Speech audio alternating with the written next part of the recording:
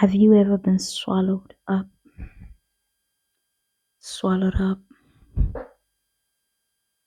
by justice and all types of shit? You know what, ne? Hello, hi, it is me, Desai, small town Diddy, or Khadi on these every internet, and Akastracha, I'm back. Hello, yella. My oven's on again, so if that clicking sound happens, it's my oven, and I'm sorry about that. We are down here to not talk about the legalities because I'm not a lawyer. I think Stephanie's going to do a great job covering this. I see she posted, but I have not watched that video yet. So she can break down like the legalities of everything. But, Diddy's been arrested. Sean Diddy Combs has been arrested, people, and he's struggling to make bail. Not like fine, but he's volunteering everybody's passport. He's the kids, the dogs, his mamas, the goldfish, everybody. Okay, as getting their passport taken because Diddy's like, I'll hand over these things as long as I don't have to stay in the jailhouse. Oh, really? You don't want to be held against your will? You don't? It's just nicer when we do it to other people, right? When we trap them in relationships with all our money and our wealth and power and the structures of intimidation we've built around them, right? And then we use those same things to keep them quiet once they've left the relate. It's nice when we're doing it to other people.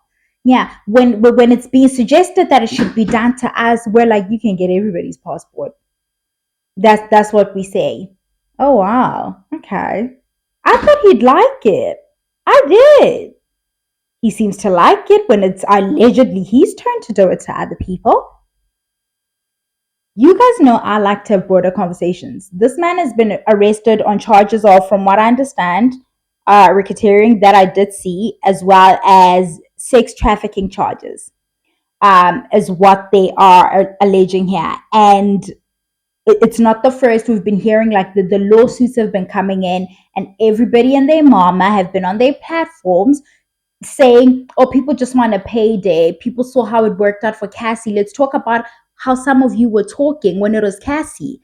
When news of her allegations came out and what she was wanting, and then within a matter of 12 hours, it had gone away because, he settled that out of court very quickly. And then it was still all of, oh, he just did not want to ruin his business this. He didn't want to mess up his this and that. And then the video drops. TMZ drops that fucking disgusting video of him stomping this woman. And then he comes out and says this man who said that he had never touched her, had never done this, had never done that, now sat from across us and is like, oh, I was disgusted with myself when I did it. I'm disgusted now. I apologize to everybody. Then all you prayer warriors, the Kelly Prices of the world, and everybody came out to say, you're praying for him. You still see the light in him, and you guys love to save a man. Hey, you love a little redemption moment for a man, don't you?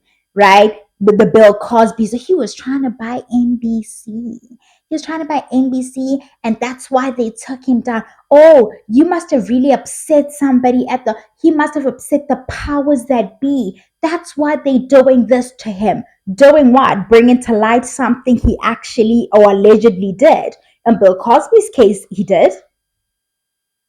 What are they doing exactly when that's the talk I'm hearing? Bringing forward what the person is said to have done, because it's not fabricated.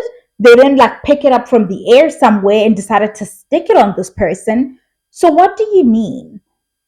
What do you mean by that? And then we arrive at the question of men being trash and power not having this trickle down fantasy that a lot of men seem to think it has. Black men, this conversation is for you in particular.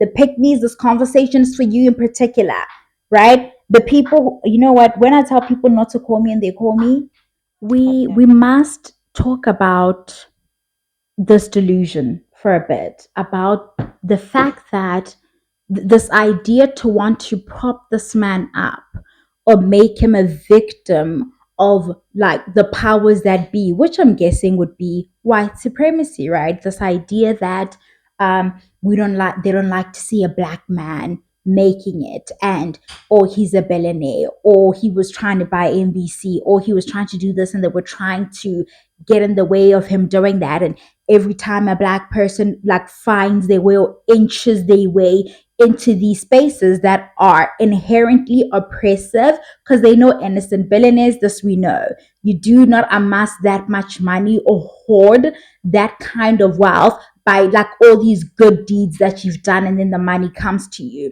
There's a lot of taking advantage of people, these contracts that he's getting people stuck in. Way back when he had the bad boy label and all of that stuff, that we know the rumors, him and Mace falling out and all of that stuff. You don't amass all of those things because you're such a good person. So this need to want to like look at the few blacks that are sitting on top there, or you think they are sitting on top there with the so-called white elites, and then you think you can like live through them, or them being up there as somehow this beacon of hope for the rest of us regular blacks, that we too can somehow ascend to that position through like taking advantage of people, capitalist means, right? We can also like climb up and get there. And in the meantime, since we can't get there, we must prop them up, right? And then when it's said that they've done this and they've done that, either we're very quiet about it, and like when we're like debating about the fucking Super Bowl, that we're not going to be quiet about, right? Kendrick and Drake, you couldn't get people to stop talking about Kendrick and Drake. Tyler, Joe was on his fucking podcast with just like, I don't know why it has to be so vile, or like the vitriol, just like the venom, really. His disdain for this much younger woman, a lot of it has to do with the fact that he knows she wouldn't let him touch her. A lot of it has to do with that, right?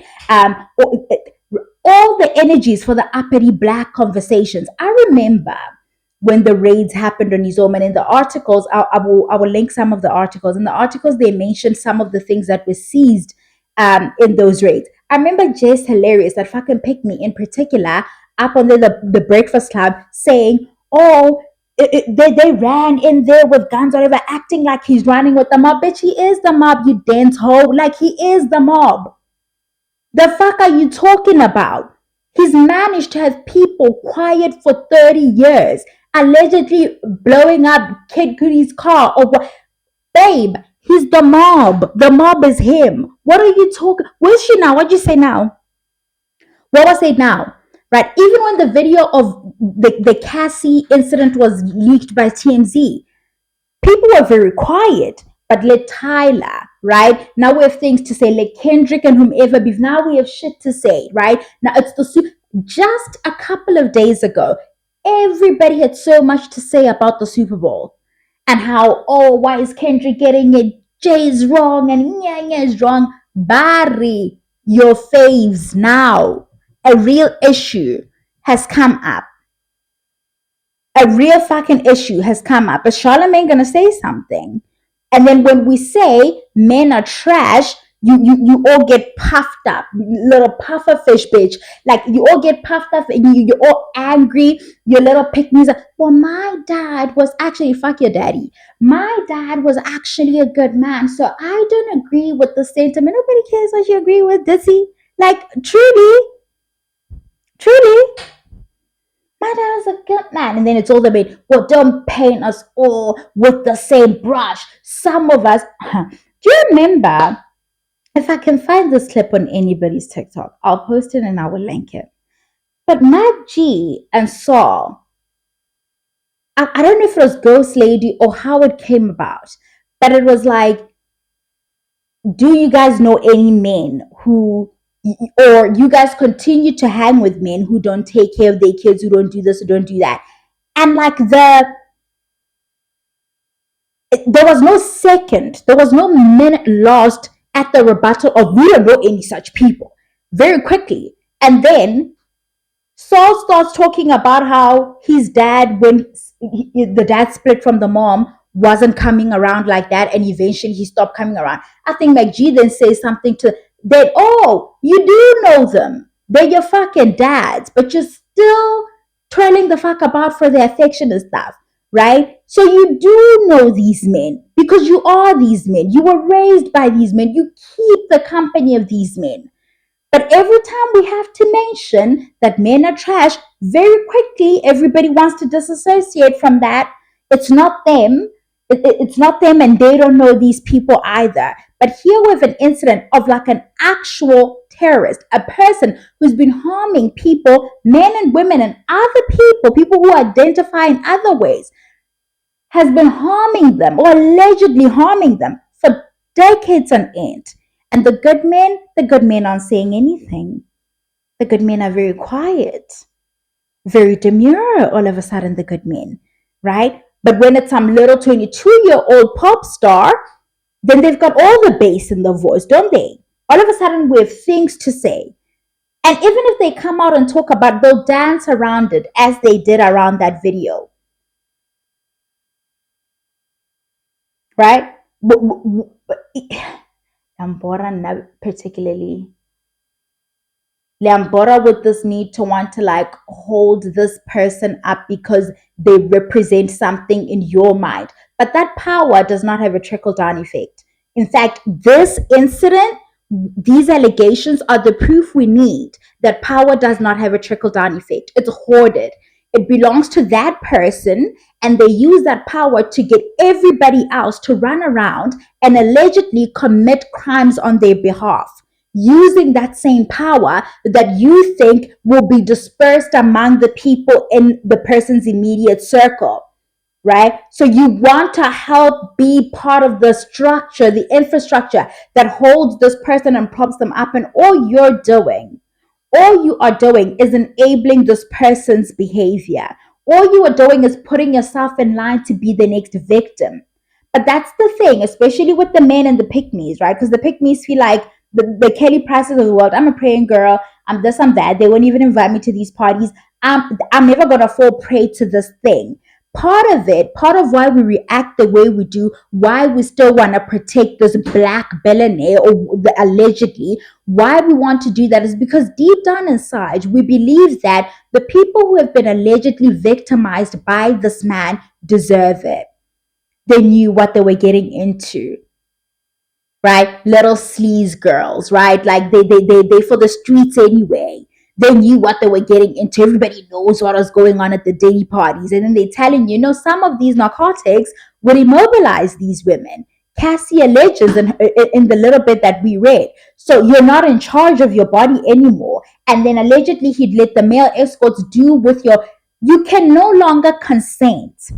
If something is done, if you hadn't consented to this one sexual act, you now can't even fight these people off. Not that you could have anyway, right? But because we think, especially the men, we must always get back here, you can't fathom how you can become a victim of this thing, because the only time you can understand the situation, extend any empathy or anything like that, is if you feel it directly affects you. Like you could become a victim of this thing.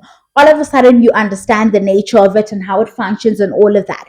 But because you don't, all you can hyperfixate on is like, oh, this innocent billionaire, right? Because in your mind, that saying that goes, you're all temporarily embarrassed millionaires. In your mind, you are all on your way to ascend and become Diddy. So what happens when you become Diddy and they come after you, right? You all have these like imaginary prenups in place for your imaginary marriages, because nobody's gonna fucking marry you. You are a loser.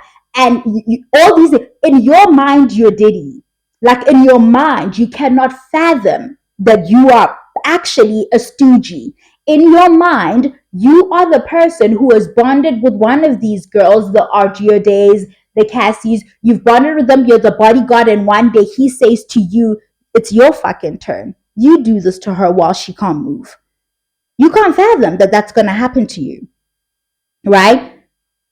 No, you can't. That you're the person who's been sent to run around and you are now participating in a crime, right? That the guy with the money and the power that doesn't trickle down. I just am waiting to hear what the people who usually have so much to say, I want to hear what they're going to say in the next coming days. Because I'm telling you, the, people are loud about like the Super Bowl halftime show, Kendrick and Weezy. By the way, Lauren is drugged the fuck up. Like, where is he going to perform? Nobody's. It's like another bora.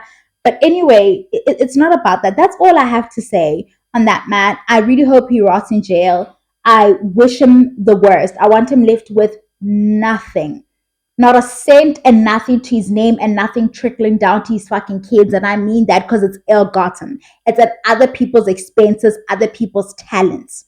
Their kids have not been able to reap the rewards of their talent because they were signed to that man. So his kids don't deserve it either. Oh, they babies. What about all his little babies and like Jason them and everybody when they raided his house?